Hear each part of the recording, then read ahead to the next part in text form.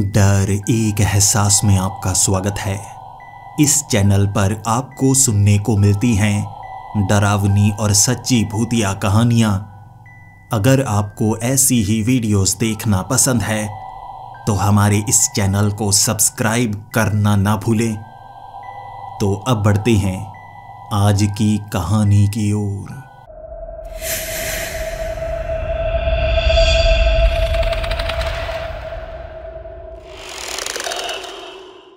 Hello दोस्तों, मेरा नाम मानव है और मैं मुंबई का रहने वाला हूँ।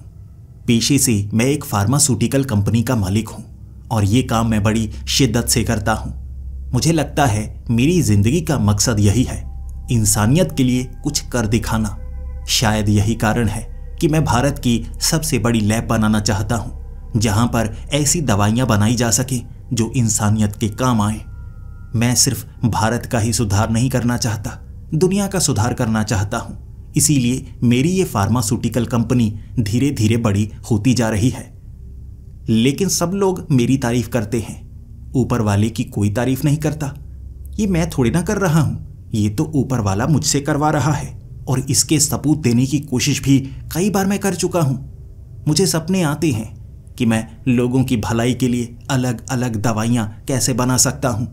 बस उन सपनों को ढाल देता हूँ मैं सच्चाई में और उसके बाद कुछ नया हो जाता है। जैसे जैसे कंपनी बड़ी होती चली गई, लोगों की भलाई के लिए बड़े बड़े काम मैं करता चला गया। और ये काम मैं नहीं कर रहा था, ऊपर वाला मुझसे करवा रहा था। सपनों में आकर मुझे निर्देश मिल रहे थे और मैं वैसा करता जा रहा था। मुझे ऐसा लगता जैसे मुझे भविष्य दिखाया जा रहा है, मुझे क्या करना है। और मैं उस पथ पर चलता चला गया। उस रास्ते पर चलते चलते दुख का कभी आभास नहीं होता, लेकिन कभी कभी बोरियत जरूर हो जाती है। हम एक जैसा काम करते जाएं तो समय आने पर हमें बहुत ज्यादा बोरियत होती है और उस बोरियत को मिटाने के लिए मैं अकेली शांत जगह पर जाना पसंद करता हूँ। ऐसी जगह जहाँ मुझे कोई पहचानता ना हो। 1 महीना मैं वहाँ पर रहकर आना पसंद करता हूँ। और इस बार इंटरनेट पर मैंने एक ऐसा 2 मंजिला झोपड़ा देखा। मुझे लगा ये तो मेरे सपनों में आता है। अरे, मेरे सपनों में आने वाला ये झोंपड़ा मेरी आंखों के सामने आ गया और ऐसा हो ही नहीं सकता कि मैं वहां पर जाऊं ना। मेरी जिंदगी में जब भी कुछ मेरे सपनों में आया है, उसने मेरी जिंदगी बदली है। इसीलिए मैं सपनों का पीछा करने की पूरी कोशिश करता हूं। और इस बार भी मुझे लगा मुझे इस झोंपड़े का पता ढूंढ निकालना चाहिए। वियतनाम के एक पहाड़ के ऊपर बना हुआ ये झोंपड़ा कहते हैं सैकड़ों साल पुराना है और यहाँ पर जाना कोई आसान काम नहीं। बस फिर क्या था, अरे यहाँ पर मैं जाना चाहूँगा, सिर्फ तस्वीरें खींचने के लिए नहीं, क्योंकि लोगों का मानना है कि वहाँ पर ऐसे जानवर रहते हैं जो लोगों का शिकार कर सकते हैं। आदमखोर जानवर रहते हैं और भूत प्रेत की कहानियाँ भी उस पहाड़ से जुड़ी हुई हैं। इसीलिए कुछ कम ही तस्वीरें हैं जो इंटरनेट पर सर्कुलेट कर रही हैं। कई लोग वहाँ उस झोंपड़े को ढूंढने के लिए जाते हैं और कभी वापस नहीं आते। इन बातों को सुनकर थोड़ा सा डर जरूर लगा था, लेकिन फिर मैंने आसमान की तरफ देखा था। मेरे सपनों में यह झोंपड़ा क्यों आता है? ऊपर वाला मुझसे कुछ करवाना चाहता है और ऐसा हो ही नहीं सकता कि ऊपर वाला कुछ चाहे और मैं वो ना करूं। मैंने गवर्नमेंट ऑफिशियल से बात करने की कोशिश की, लेकिन सबका कहना था वहां जाना सुरक्षित नहीं है, उस झोंपड़े को ढूंढना सुरक्षित नहीं है। फिर मुझे लगा ये मुझे अकेले को करना होगा। भले ही मैं बड़ा बिजनेसमैन हूं, लेकिन इस देश में मुझे जानने वाला कोई नहीं है। तो जंगल में उस रास्ते को ढूंढने के लिए मैं अकेला निकला था। भले ही अपने साथ 2 लोगों को लेकर जाना चाहता था, लेकिन कोई उस झोंपड़े के पास जाने को तैयार ही नहीं था। आखिर किसी ने उस झोंपड़े की तस्वीर खींची तो है, उसके साथ तो कुछ नहीं हुआ। वो फोटोग्राफर तो वापिस आ गया था, साफ साफ उस आर्टिकल में बताया गया था। और कुछ और लोग भी थे जिन्होंने 2-3 तस्वीरें उस झोंपड़े की खींची, लेकिन आसपास के उस इलाके की कोई तस्वीर खींची नहीं गई। और उस पहाड़ के पास छोटी छोटी और भी पहाड़ियां हैं, जंगली इलाका है। वहां पर ऐसे जानवर देखे जाते हैं जो किसी ने पहले नहीं देखे होते। इसके बावजूद वहां जाना कोई पसंद नहीं करता।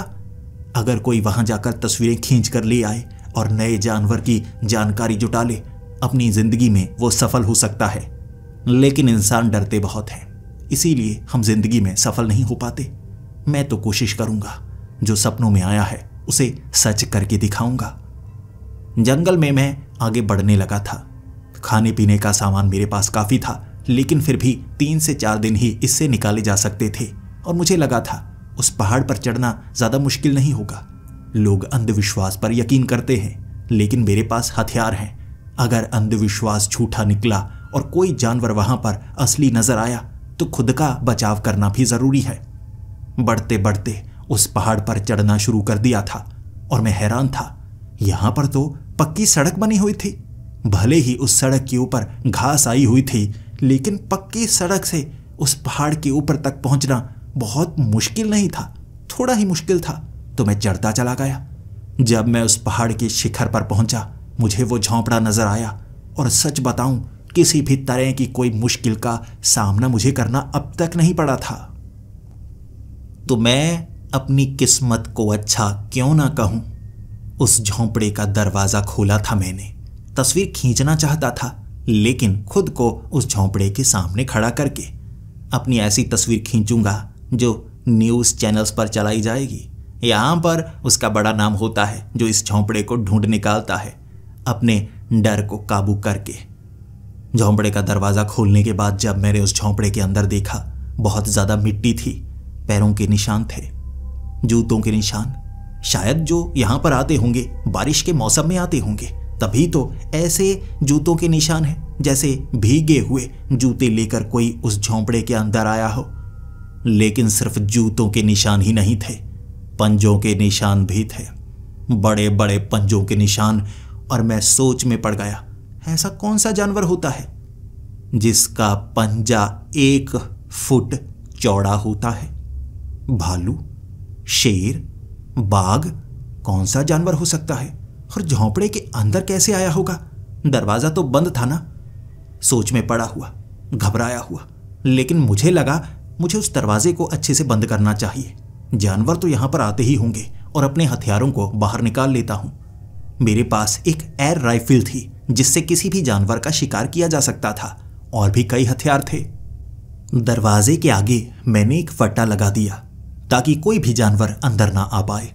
खिड़कियों पर पहले ही सलाखें लगी हुई थीं, अंदर कोई जानवर वैसे भी आ नहीं सकता था। मैं ऊपर वाली मंजिल पर पहुंचा। वहां पर साफ सफाई थी, गद्दे लगे हुए थे जो थोड़े साफ थे, थोड़े मिट्टी के निशान उस पर लगे हुए। लेकिन हैरान इस चीज से हुआ, खाने पीने का इतना ज्यादा सामान वहां पर रखा हुआ था। कई कैन थे जो सालों साल खराब नहीं होते, और एक पूरा का पूरा कमरा खाने का सामान वहां पर रखकर भरा हुआ था। ये मेरी खुशकिस्मती है, मुझे लगता है ये मेरे लिए ही रखा गया हो। बड़ा खुश था मैं। और ऐसे ही शाम का वक्त हो चुका था। मैं एक नॉवल पढ़ रहा था और खिड़की से बाहर देखे जा रहा। सच बताऊं, जंगल में दूर दूर तक पेड़ों को देखना कितना खुशनुमा एहसास होता है, मैं बता नहीं सकता। इंसान जहां भीड़ बना लेते हैं वहां कुछ ना कुछ बुरा करना शुरू कर ही देते हैं, लेकिन कुदरत में बिल्कुल बुराई नजर नहीं आती, बिल्कुल शांत। सूरज धीरे धीरे धरती के करीब आ रहा था। शाम रात में बदलने वाली थी और मैं सूरज को देखने लगा। जब सूरज आसमान में होता है तो आंखों में रोशनी चुभने लगती है, लेकिन जब शाम के वक्त सूरज धरती को जैसे एक कोने पर छूने वाला होता है ना, ठंडी ठंडी सी रोशनी आंखों को एक अच्छा एहसास देती है।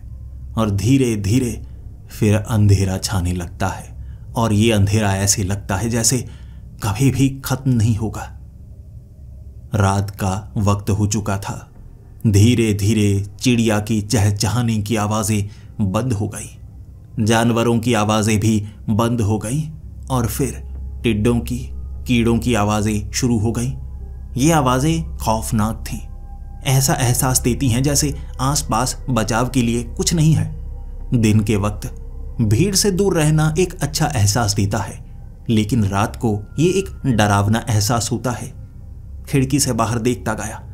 अब मुझे दूर दूर तक कुछ नजर नहीं आ रहा था, क्योंकि धुंध बहुत ज्यादा घिर चुकी थी, और ऐसा जंगली इलाके में होता ही है। धुंध धीरे धीरे बढ़ती चली गई और मैं दूर तक देख नहीं पा रहा था। लेकिन हैरान करने वाली चीज थी, यहां पर लाइट का सिस्टम भी अच्छा किया गया था।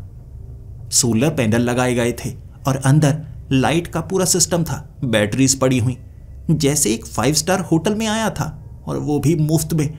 ऐसी कमाल की जगह पर कोई आना क्यों पसंद नहीं करता, ये मैं जानना चाहता था, और जवाब मुझे मिलने वाला था।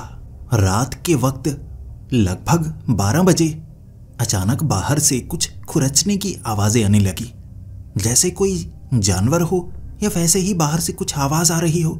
मुझे लगा मुझे बाहर देखना चाहिए, क्योंकि चारों तरफ बल्ब तो लगे हुए हैं, आसपास देखा जा सकता है। लेकिन धुंध इतनी ज्यादा थी कि खिड़कियों के ऊपर भाप जमी हुई थी, जिस कारण बाहर देखा नहीं जा सकता था। तो मुझे एक खिड़की खोलनी थी।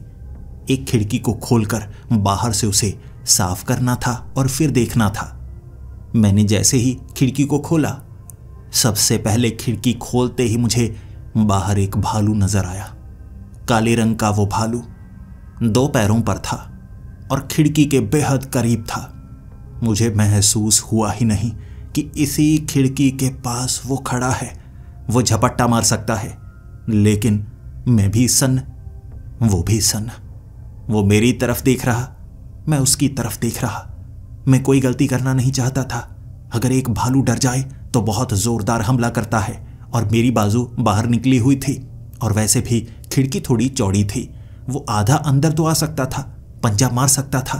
तेजी बहुत होती है भालू में, लेकिन उसने ऐसा कुछ नहीं किया। मैंने धीरे धीरे खिड़की को बंद कर दिया, और मेरे दिल की धड़कन इतनी ज्यादा तेज थी, इतनी ज्यादा तेज थी कि मैं बता नहीं सकता। खिड़की को बंद करने के बाद मैंने सलाखों के नीचे वो कुंडी को भी लगाया, और फिर सांस लेने लगा जो रुकी हुई थी। बाहर से फिर से खुरचने की आवाजें आने लगी। ऐसा लग रहा था जैसे ये भालू दीवार को खुरच रहा हो या जमीन को खुरच रहा हो। लेकिन यहां इस झोंपड़े के पास वो ऐसा क्यों कर रहा है, ये मैं जानना तो चाहता था। मुझे लगा मैं कैसे जानूंगा। फिर मैं ऊपरी मंजिल पर सीधा चला गया भागता हुआ। ऊपर वाली खिड़की को खोला, कांच को साफ किया और जल्दी से बंद कर दिया। फिर नीचे देखने लगा। मुझे भालू आधा नजर आ रहा था। शायद जहां पर यह सब वो कर रहा था वो एंगल बन ही नहीं पा रहा था, तो मैं ऐसे ही देखता गया। वो भालू नीचे 1 घंटे तक कुछ करता रहा, और मुझे डर था कहीं वो दीवार को खुरच खुरच कर फाड़ना तो नहीं चाहता। कोई अंदर है, उसे दुर्गंध तो नहीं आ गई, और वह अंदर आकर मुझे खाना तो नहीं चाहेगा। ऐसे ऐसे भयानक ख्याल मुझे आ रहे थे कि मैं सो ही नहीं पाया पूरी रात। और 2 से 3 बजे धुंध इतनी ज्यादा हो गई, फिर से खिड़कियों के ऊपर भाप जम गई, और अचानक जब खुरचने की आवाज बंद हुई, मैंने खिड़की खोलकर बाहर देखा था। वो भालू वहां पर मौजूद नहीं था, वो वहां से दूर जा चुका था। मुझे समझ में नहीं आया आखिर वो क्या कर रहा था, लेकिन ये समझने के लिए मुझे दिन का इंतजार करना पड़ा। जैसे ही सुबह हुई, मैं उस झोंपड़े से बाहर निकला, ये देखने के लिए कि वो भालू इस घर के करीब क्या ही कर रहा होगा। और मैंने देखा बिल्कुल घर के करीब वो एक खड्डा खोद रहा था। दीवार के साथ लगभग 2 फुट गहरा खड्डा उसने खोदा था, और उस खड्डे में रखा कुछ नहीं था। बिल्कुल गोल आकार का खड्डा खोदा, और पास में मिट्टी नहीं पड़ी थी। मिट्टी कहाँ गई? अगर उसने खड्डा खोदा तो मिट्टी को कहीं पर तो फेंका होगा, या बाकी समय वो मिट्टी को फेंकने में लग गया।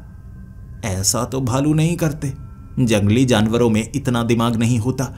क्या सच में जैसा मैं सोच रहा हूं वैसा हुआ होगा? मिट्टी को लेकर गया होगा वो भालू। दिन के वक्त मैं सोचता रह गया, और फिर मुझे ख्याल आया, पहले तो इस झोंपड़े को ज्यादा सुरक्षित बनाना होगा। अंदर रहना मुश्किल भरा है, और मैं यहां से इतनी जल्दी जाना नहीं चाहूंगा।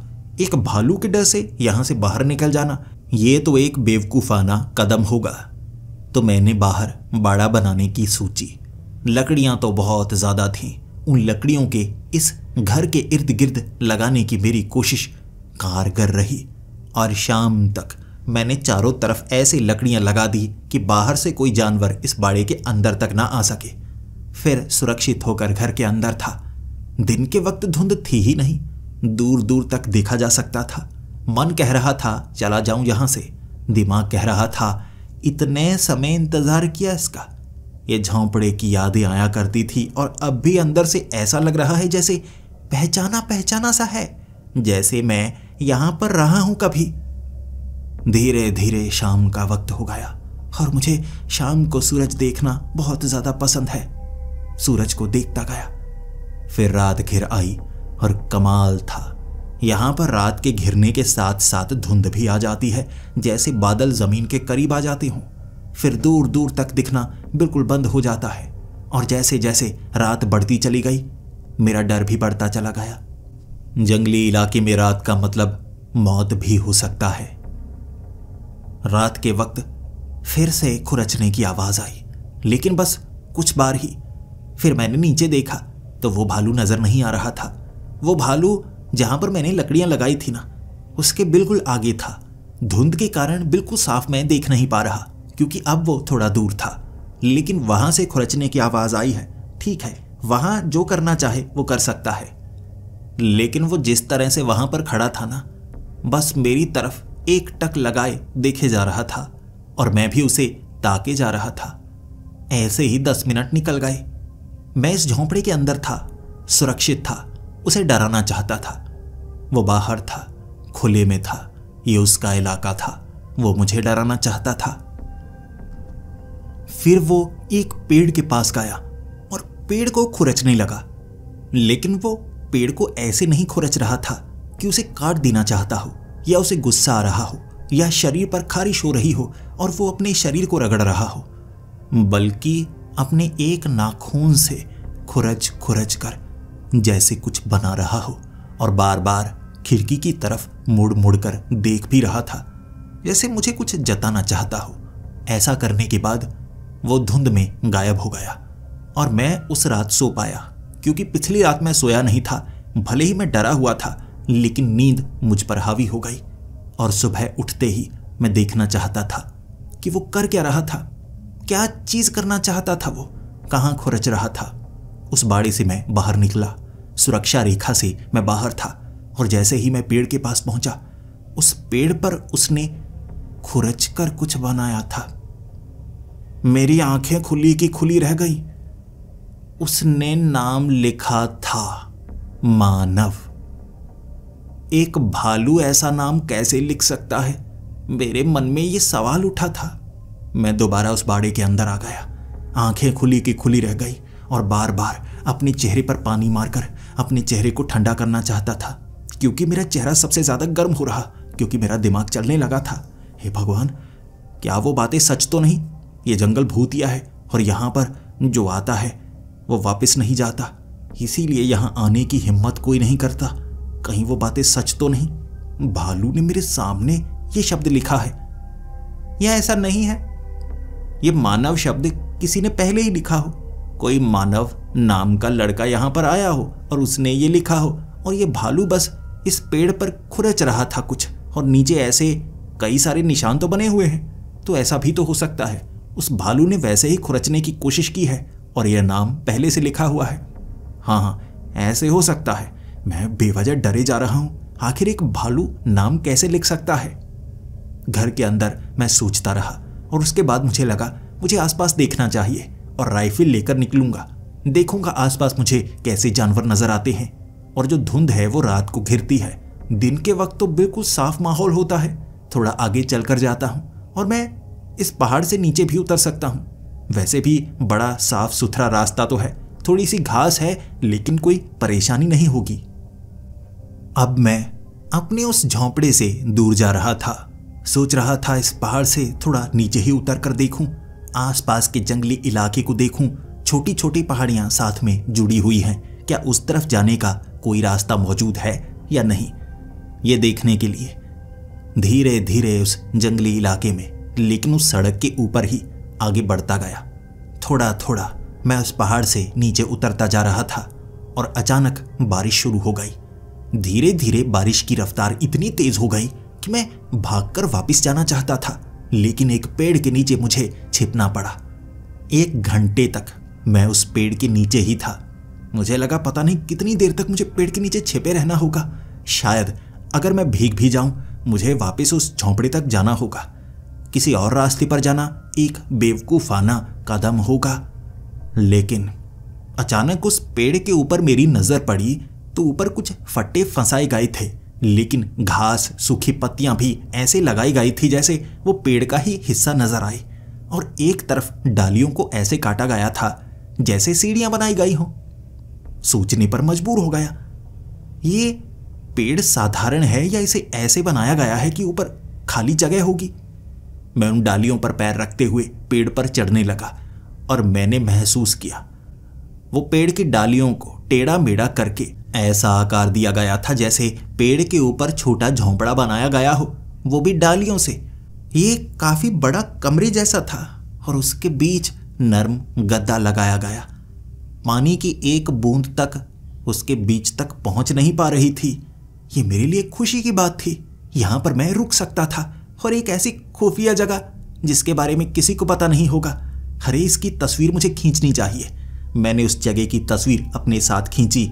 ये तस्वीर तो सबको बहुत ज्यादा पसंद आएगी। लेकिन फिर मैंने दीवारों पर देखा, कुरेद कर एक नाम लिखा गया था, मानव। जगह जगह ये नाम लिखा गया, मानव मानव मानव, हर जगह। जैसे ये वही लड़का होगा जिसने उस पेड़ पर लिखा होगा, और शायद इसे भी उसी ने बनाया होगा या उसने ढूंढा होगा। नहीं, ढूंढा हो सकता है, बनाया नहीं हो सकता। ये जो नाम कुरेद कर लिखे गए हैं ना, ये तो बाद में लिखे होंगे, और ये पेड़ काफी पहले लगाया गया होगा। हो सकता है सैकड़ों साल पुराना हो। तो यहां ऐसा टेढ़ा मेढ़ा आकार देना ये कोई नया काम नहीं हो सकता, ये तो पुराना ही काम होगा। सोच में पड़ा हुआ, लेकिन इसके बारे में मुझे ज्यादा सोचना नहीं चाहिए था। थोड़ा समय बिताया और अचानक बारिश रुक गई। बारिश ऐसे रुकी जैसे पहले हो ही ना रही हो, हल्की बूंदाबांदी ही हुई हो। बादल तो एकदम गायब ही हो गए। सूरज की किरणें आंखों में पड़ रही थी। दोपहर का वक्त था और मुझे लगा मुझे वापस झोंपड़े की तरफ बढ़ना ही चाहिए। जैसे ही उस पेड़ से मैं नीचे उतरा, मुझे एक आदमी नजर आया। ये आसपास के गांव का रहने वाला कोई आदमी होगा। मैंने कहा, अरे हाँ, यहाँ कोई आता जाता भी है? मैंने तो सुना है यहाँ कोई आता जाता नहीं। उस आदमी ने सफेद रंग के कपड़े पहन रखे थे और मुझे देखकर वो हैरान नहीं हुआ। मैंने कहा, आप भी यहाँ आसपास के रहने वाले हैं? वैसे तो इसके बारे में कहानियां सुनाई जाती हैं कि ये भूतिया जगह है और यहाँ कोई आता जाता नहीं, और मैं ऊपर वाले झोंपड़े में रह रहा हूँ, वहां तो मुझे अच्छा लग रहा है। मैंने ढेर सारी बातें की और उसने मेरी एक भी बात का जवाब नहीं दिया, बस चुप करके सुने जा रहा था। फिर मेरी पूरी बात सुनने के बाद वो आगे बढ़ने लगा और मैं हक्का बक्का हैरान। मैंने पीछे से उससे बात करने की फिर से कोशिश की और कहा उसे, अरे रुकिए तो जरा, मैं आपसे बात करना चाहता हूं। वो रुका नहीं, चलता चला गया। वो उस पगडंडी पर, उस रास्ते पर नहीं चल रहा था, बल्कि जंगली रास्ते पर नीचे की तरफ उतरता सीधा गया। और फिर मुझे लगा मैं उसका पीछा नहीं करूंगा। वो बात नहीं करना चाहता तो नहीं करना चाहता, मुझे झोंपड़े की तरफ बढ़ना होगा। मैं फिर से पहाड़ के ऊपर की तरफ चढ़ना शुरू हो गया। अमूमन जब मैं किसी पहाड़ी पर चढ़ता हूं थोड़ा थक जाता हूं। अब यहां पर थकान नहीं हो रही थी। आराम से चढ़कर मैं उस झोंपड़े तक चला गया। कुछ खास तो नहीं मिला, लेकिन वो पेड़ जरूर मिला जो मैंने किताब में दर्ज किया कि यहां मुझे क्या क्या मिला है, और उस जगह की तस्वीर भी मैंने खींची। अब तक इस झोंपड़े की तस्वीर नहीं खींची थी, तो सोचा मैंने अब इस झोंपड़े की तस्वीर भी खींच ही लेता हूं अपने साथ। वो भी तो लोगों को दिखानी है ना। जो कोई नहीं कर पाया वो मैं कर पाया हूं। उस रात कोई आवाजें नहीं आई थी, कुछ नहीं, बड़े आराम से सोया था मैं। लेकिन सपना इतना भयानक था, क्या ही बताऊं। सपने में मैं इसी झोंपड़े में था और सब कुछ जैसे अपने आप हिल रहा हो, और उसके बाद मैं इस झोंपड़े से निकलकर वापस अपने घर जाना चाहता था, क्योंकि इतना ज्यादा डरा हुआ। इस पहाड़ से मैं नीचे उतरने की कोशिश कर रहा, लेकिन घूम फिरकर इस झोंपड़े तक ही आ रहा। बार बार ऐसा होता जा रहा था। सामने बस ये झोंपड़ा ही आ जाता, घूम फिरकर ये झोंपड़ा आ जाता, और ढेर सारे भूत प्रेत इस झोंपड़े के ऊपर उड़ते हुए, जो मुझे पकड़ नहीं रहे थे लेकिन मुझ पर हंसते जा रहे कि मैं फंस चुका हूं। बार बार ऐसा होता जा रहा, और मैं जब नींद से उठा था, सुबह का वक्त हो गया था, लेकिन मैं पसीने से भीगा हुआ था। वो बेड भी गीला हो चुका था क्योंकि इतना डरा, इतना पसीना आया। सुबह सुबह सूरज की किरणें जब आपके चेहरे के ऊपर पड़ती हैं, रात का खौफ खत्म हो जाता है। लेकिन ऐसा खौफ जो सपने में मुझ पर हावी हो गया, उसे खत्म होने में 10 मिनट का समय लगा था। धीरे धीरे एहसास हुआ बस सपना था, साधारण सपना था। इस तरह वो डर खत्म हुआ। फिर मैं खाना खाकर बाहर निकलना चाहता था। एक बार इस पहाड़ से उतरकर नीचे जाना चाहता था, किसी से मिलना चाहता था। कोई ना कोई तो यहां आता जाता होगा। वो आदमी नजर आया था तो कोई और भी नजर आएगा। उस जंगली इलाके में जाऊंगा जहां देखता हूं और तरह के पेड़ हैं। क्या मुझे कुछ नया देखने को मिलता है? क्या यहां से उतरना आसान होगा? क्या किसी को ढूंढना आसान होगा? मैं झोंपड़े से दूर निकलने लगा। उसी रास्ते पर कच्ची सी पगडंडी जो नीचे की तरफ जा रही थी। थोड़ा ही मैं चला था, धूप निकली हुई थी। अचानक बादल कहां से आ गए मैं समझ नहीं पाया। थोड़ी थोड़ी बूंदाबांदी होने लगी। पहले तो एक पेड़ के नीचे मैं रुकना चाहता था। ये वही वाला पेड़ था जिसके ऊपर पहले मैं चढ़ चुका था। लेकिन थोड़ी बूंदाबांदी ही हो रही है, थोड़ी देर में ये रुक जाएगी। थोड़े कदम बढ़ाए थे मैंने, बारिश बहुत ज्यादा तेज हो गई। लेकिन इस बार बारिश के कारण रुकना नहीं चाहता था। छतरी लेकर आया था, लेकिन आंधी चलने लगी। छतरी मुझसे संभल नहीं रही थी, जिस कारण मुझे एक पेड़ के नीचे छिपना पड़ा। हवा इतनी तेज थी क्या ही बताऊं। लेकिन मुझे रात का सपना याद आ गया। जब भी इस पहाड़ से नीचे उतरने की मैं कोशिश कर रहा था, घूम फिर कर मैं उस झोंपड़े तक आ रहा था। वो सभी प्रेत भूत यही कह रहे थे कि तुम नहीं जा सकते, तुम फंस गए। और इसी कारण वो मुझ पर हंस रहे थे। जिद थी मेरी, हवा जितनी भी तेज हो, बारिश जितनी भी तेज हो, मैं इस पहाड़ से नीचे उतर कर रहूंगा। और जैसे जैसे मैं नीचे उतरने लगा, मैं बस सड़क का सहारा ले रहा था। ये सड़क सीधी नीचे की तरफ जाती है और फिर आगे वो थोड़ा सा जंगली इलाका और आगे वो पक्की सड़क है जहां से आगे वाले गांव तक पहुंचा जा सकता है। आसान सा तो रास्ता है। मैं इस सड़क पर था और ये सड़क आगे घूम रही और फिर से ऊपर की तरफ जा रही। मुझे लगा ये शायद आगे छोटी पहाड़ी की तरफ जा रही होगी। मुझे अच्छे से याद नहीं, काफी ज्यादा चला था ना। फिर मैं ऊपर की तरफ चढ़ने लगा। गोल गोल घुमाव आ रहे थे उस सड़क पर। लेकिन हैरान मैं तब हुआ जब उस सड़क के जरिए दोबारा उस झोंपड़े तक पहुंच गया। मैं उसी रास्ते पर कैसे आ गया? पीछे की तरफ तो मैं मुड़ा ही नहीं, आगे की तरफ ही जा रहा था और कहीं पर भी कोई क्रॉस नहीं आया। फिर मैं इसी रास्ते पर घूमकर अपने झोंपड़े की तरफ कैसे पहुंच गया? मेरे दिल की धड़कन तेज होने लगी।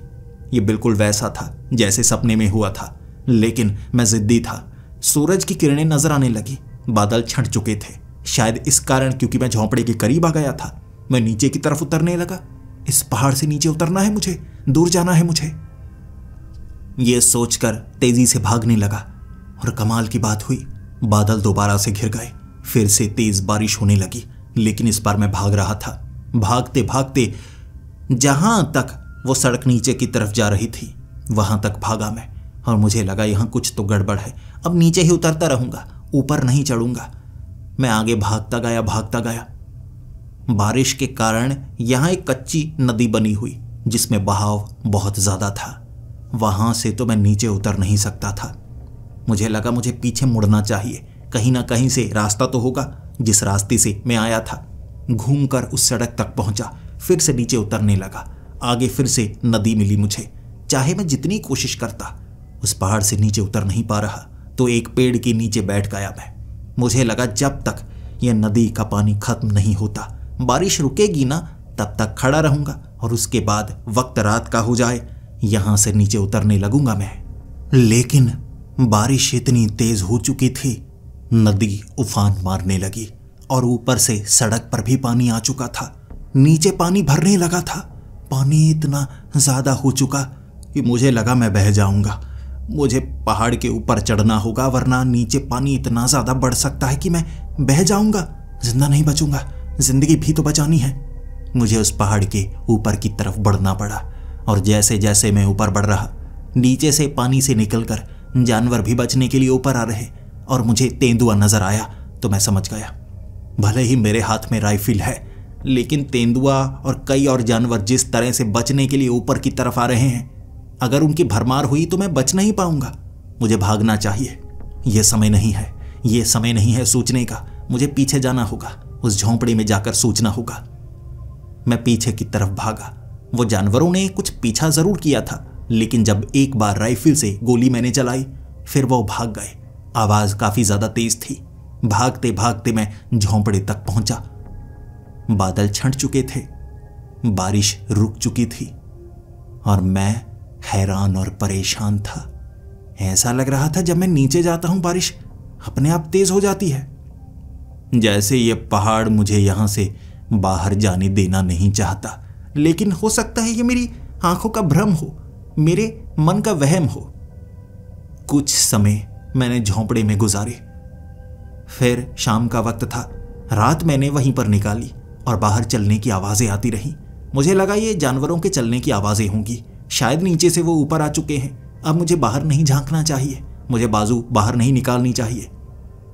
धुंध बहुत ज्यादा थी, जो कि रात के वक्त होता ही है यहां पर। बाहर मैं देख नहीं पाया और सुबह तैयारी की इस पहाड़ से नीचे उतरने की। भागता हुआ मैं नीचे तक पहुंचना चाहता था, क्योंकि दूर दूर तक देखा था बादल नहीं हैं। 20 मिनट में बादल कहां से आ गए मैं समझ नहीं पाया। नीचे पहुंचते ही बहुत ज्यादा बारिश। फिर से नीचे वाली वो नई बनी नदियों में भी पानी ही पानी। नीचे उतर नहीं पा रहा था मैं। घबराया, फिर से वापस आया। धूप निकली हुई, नीचे जाता बारिश होने लगती और बाहर निकलने का रास्ता बंद। ऐसा लग रहा था ये पहाड़ मुझे रोकने की कोशिश कर रहा है। कुछ अजीब हो रहा है यहाँ पर। क्या करूं, कैसे निकलूं? 3 कोशिशें की शाम होने से पहले। हर बार ऐसा ही होता और मैं जान गया यहां से बाहर निकला नहीं जा सकता। इस रास्ते से कोई और रास्ता तो होगा। कैसे बाहर बचूं, कैसे निकल पाऊं? वो रात बेहद भयानक थी। खिड़कियों से बाहर मैंने झांका और मुझे जानवर नहीं इंसान नजर आए थे। सफेद कपड़ों में गांव वाले लग रहे। मैंने बाहर जाकर उनसे बात करने की कोशिश की। कोई मुझसे बात नहीं करना चाहता था। ऐसा लग रहा जैसे सब गूंगे हों, सब बहरे हों। जवाब किसी ने नहीं दिया। बस एक तरफ उनकी आंखें टिकी होती और उस तरफ वो चल रहे होते। तो एक आदमी का मैं पीछा करने लगा। मुझे लगा वो कहीं ना कहीं तो जाएगा ना, मैं उसका पीछा करूंगा। यहां से निकलने का कोई और रास्ता होगा। उसका पीछा एक पेड़ के पास तक किया और पेड़ के पास से वो गायब। ऐसा लगा जैसे आंखों के सामने से वो लोप हो गया। मैंने देखा आसपास, वो कहीं पर नहीं था।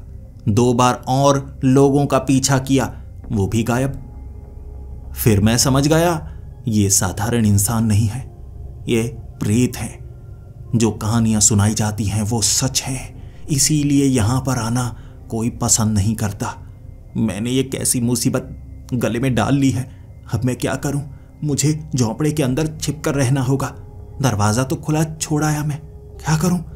भागा मैं। झोंपड़े के अंदर पहुंचकर कमरों को चेक करने लगा। कोई नहीं था वहां पर। बाहर से चलने की आवाजें आती रहीं और मैंने ठान लिया, आज भले ही यहां से निकल नहीं पाया, कल तो पक्का निकलूंगा। खाने का सामान इतना है कि मैं भूखा तो नहीं मरूंगा, लेकिन फिर भी यहां से मुझे बाहर निकलना है। अब मुझे डर लगने लगा था। अकेलेपन से पहली बार डरा था मैं। रात भर बार बार उठता रहा, बाहर झांकने की कोशिश करता रहा। कभी जानवर नजर आते तो कभी लोग नजर आते। फिर से मैं छिप जाता बिना आवाज किए। सुबह का इंतजार कर रहा और जब सुबह हुई मैं खंगालना चाहता था इस घर को और आसपास के इलाके को। पहले भी लोग यहां पर आए होंगे, जो बचकर गए हैं वो कैसे बचकर गए, और वो आदमी पीटर नाम का वो आदमी कैसे यहां से बचकर गया था। क्या किया होगा उसने? कोई ना कोई आर्टिकल यहां पर होगा, कुछ ना कुछ तो यहां पर किसी ने छोड़ा होगा। ढेर सारी किताबें पढ़ी हैं, ढेर सारी नॉवेल्स पढ़ी हैं, कोई काम की चीज भी तो होगी। मैं उन नॉवेल्स को खंगालने लगा। कई डायरी थी, उन डायरी में आप बीती लिखी हुई। कुछ लोगों की डायरीज यहां पर क्यों रखी हुई हैं, ये एक बड़ा सवाल था। यकीनन वो यहाँ पर आए होंगे और उन्होंने डायरी यहाँ शेल्फ पर रखी होगी। उनके साथ भी कुछ बुरा हुआ था, कुछ भयानक हुआ था उस डायरी में साफ साफ लिखा हुआ, और उन्होंने यहाँ से बाहर निकलने की कोशिश की थी। लेकिन फिर क्या हुआ? अंतिम पन्नों पर कुछ लिखा नहीं था। वो बाहर निकल पाए या क्या हुआ? पन्नों में शब्द अधूरे थे।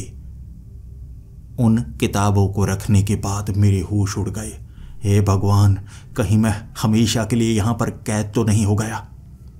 फिर मैं और किताबों को और नॉवेल्स को देखने लगा। रजिस्टर भी रखा हुआ था जिसमें यहाँ पर आने वाले लोगों ने अपने साइन किए हुए थे। सबसे नीचे मैंने देखा मेरा नाम लिखा हुआ। मेरे साइन भी? ये मैंने कब किए?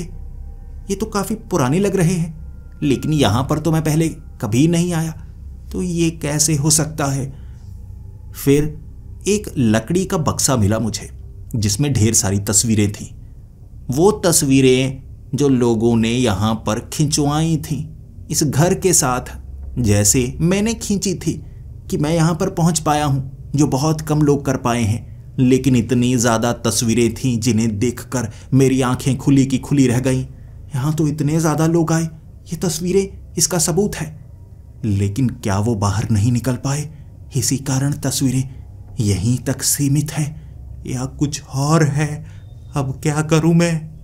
उन तस्वीरों में एक तस्वीर ऐसी थी जिसे मैं देखता रह गया। ये कैसे संभव है?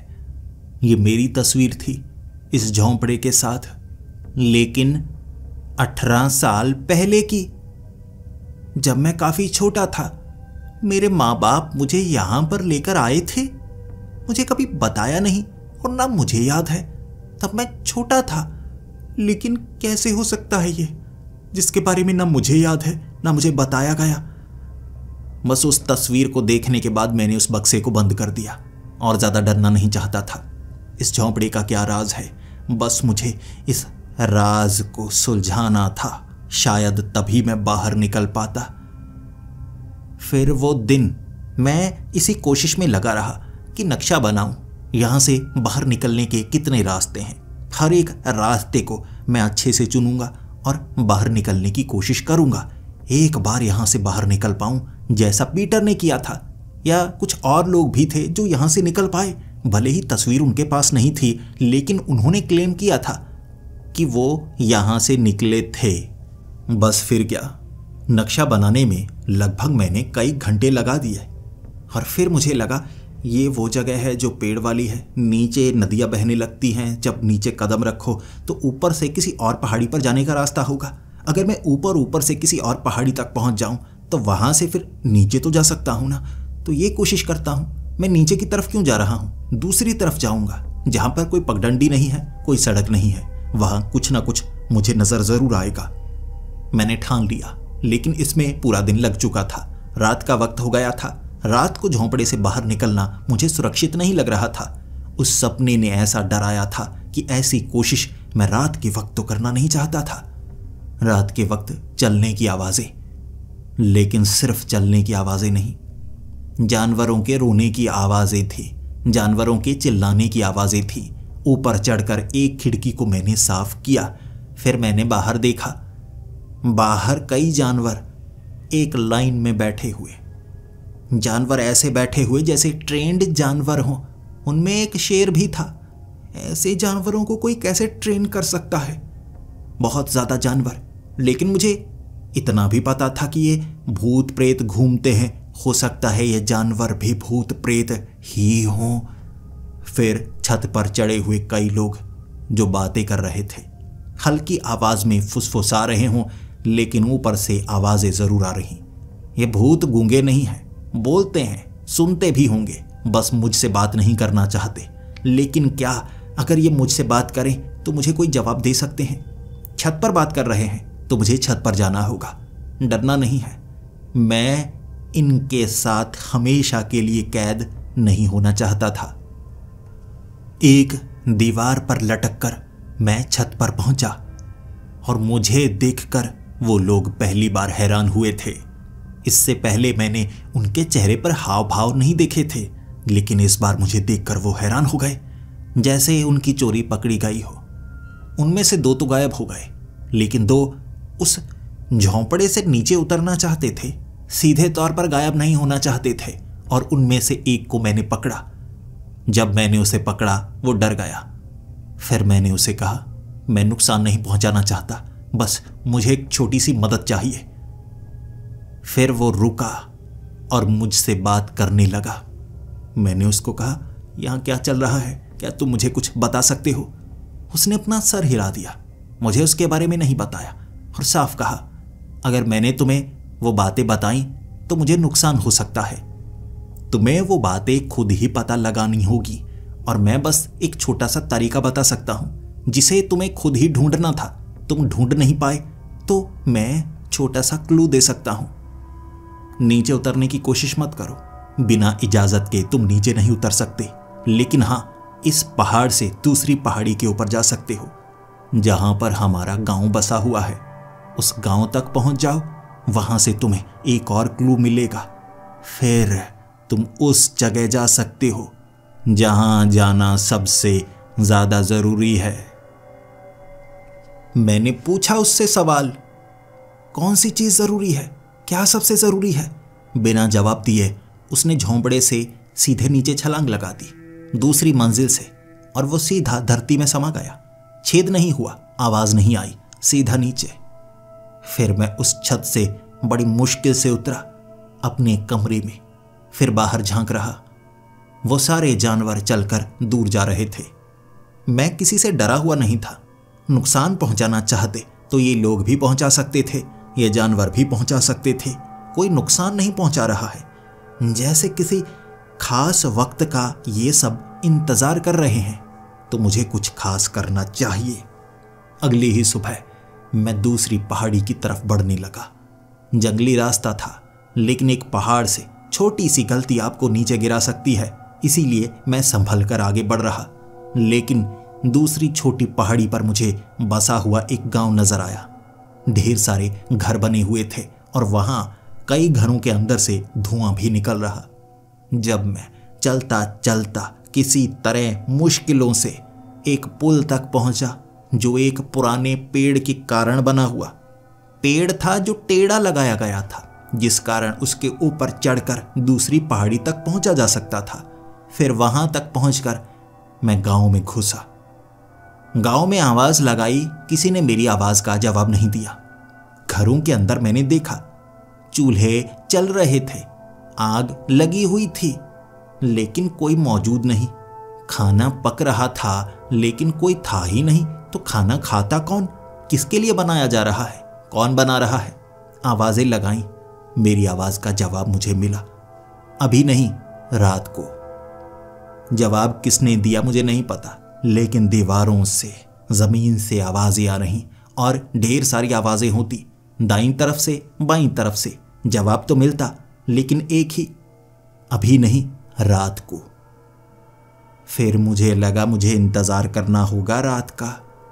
शायद यहां जो है वो जिंदा नहीं है, इसीलिए रात का इंतजार करना होगा।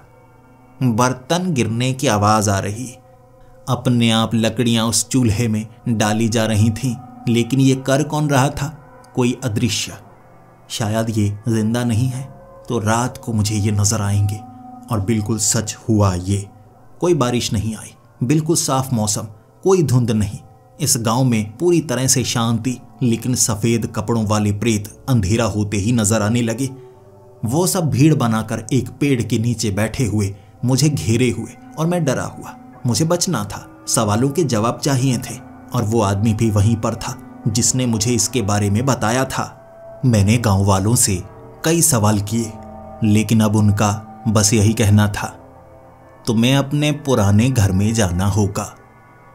मैंने पूछा, पुराने घर में? कहना क्या चाहते हो? उन्होंने इशारा कर दिया। उस गांव से आगे जाने का एक और रास्ता था, उस पहाड़ी से नीचे उतरने का, और वो कह रहे थे तुम्हें अपने पुराने घर में जाना होगा। किसी ने कुछ और नहीं कहा। मेरे सवाल का कुछ और जवाब वो देते ही नहीं, बस उस तरफ जाने को कह देते और उस तरफ मशालें लगाई गई थी। मेरे लिए रास्ता बनाया गया था, लेकिन वो शब्द पुराने घर में, मेरे पुराने घर में। मेरा ये पुराना घर नहीं है, मैं यहाँ का नहीं हूँ। लेकिन बस उस तरफ इशारा, तो मुझे लगा मुझे उस तरफ जाना होगा। क्या मुझे कोई नुकसान तो नहीं होगा? क्या कोई मुझे मारेगा तो नहीं? लेकिन बस उनकी उंगली उस तरफ थी। बढ़ने लगा, रोता जा रहा था मैं।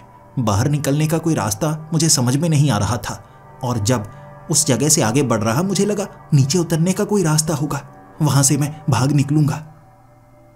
उतरते उतरते एक बड़ी गुफा तक पहुंचा मैं। बड़ी सी गुफा, और उसके ऊपर हर जगह एक ही नाम लिखा हुआ था, मानव मानव मानव।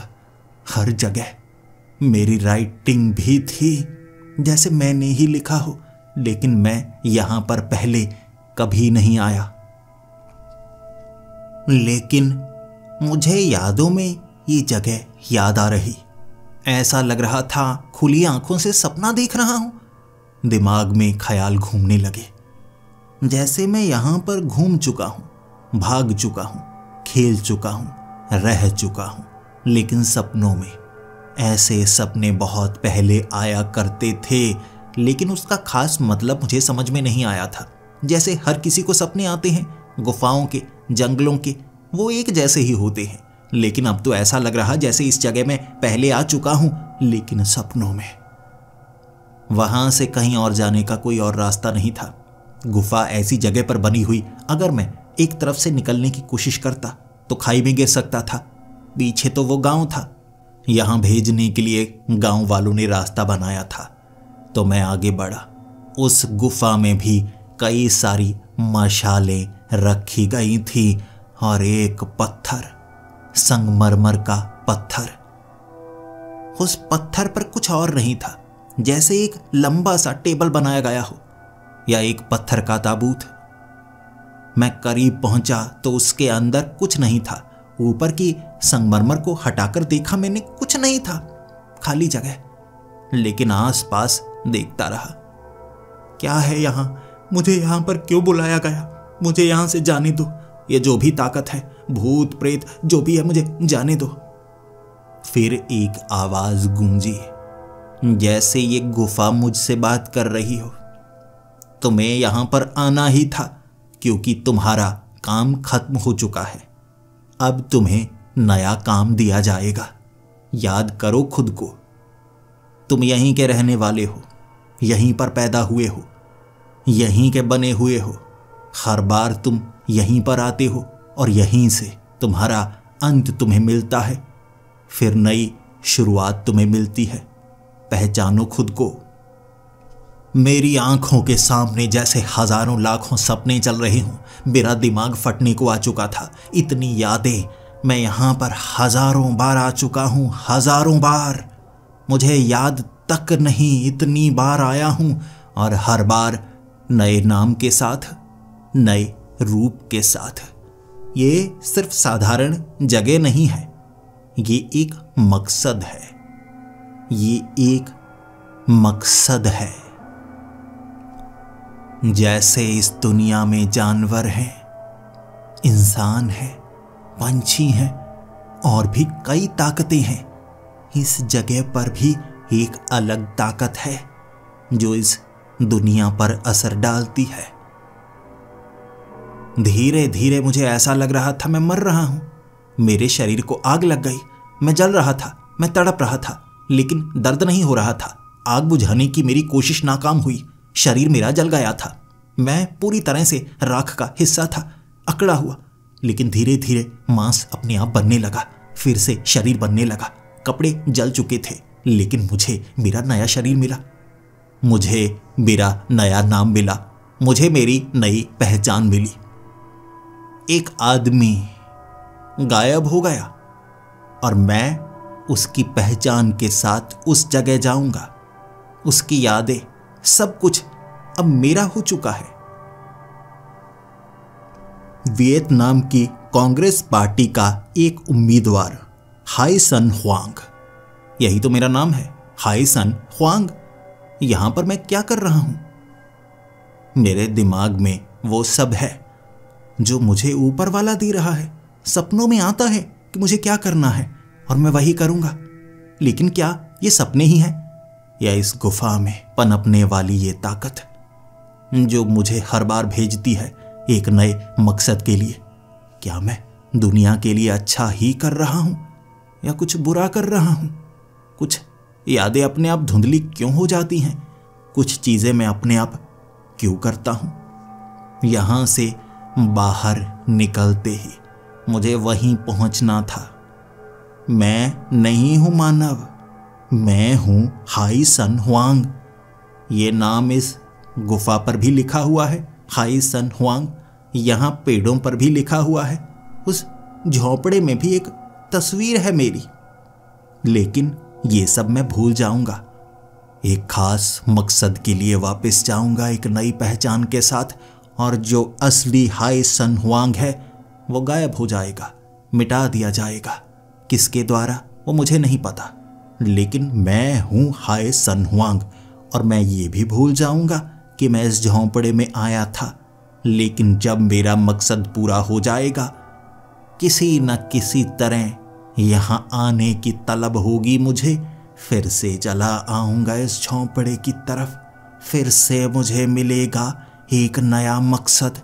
नहीं जानता, लोगों की भलाई के लिए, इंसानियत की भलाई के लिए ये काम कर रहा हूं या कुछ और है। सबको अपने नियंत्रण में रखना। सुना है आपने कभी ऐसी संस्था है जो गुप्त तरीके से काम करती है? सोच रहे होंगे आप साधारण संस्था की तरह काम करती है। नहीं, गुफा की वो ताकत एक ही नहीं है, और भी कई हैं जो नए मकसद के साथ भेजते हैं किसी को उस जगह जहां कोई उसकी पहचान नहीं कर पाता। मिल जाती है उसे नई पहचान, जीता है वो, फिर पहुंच जाता है एक नए मकसद के लिए। और हां, मानव की लाश जली हुई मणिपुर में पाई गई, जो एक रहस्य बन गई। किसने मानव को मारा होगा मुझे भी नहीं पता। मैं तो कुछ और ही हूं, कोई और ही हूं, और हो सकता है आपके आसपास हूं इस पहचान के साथ, और आपको पता भी नहीं होगा।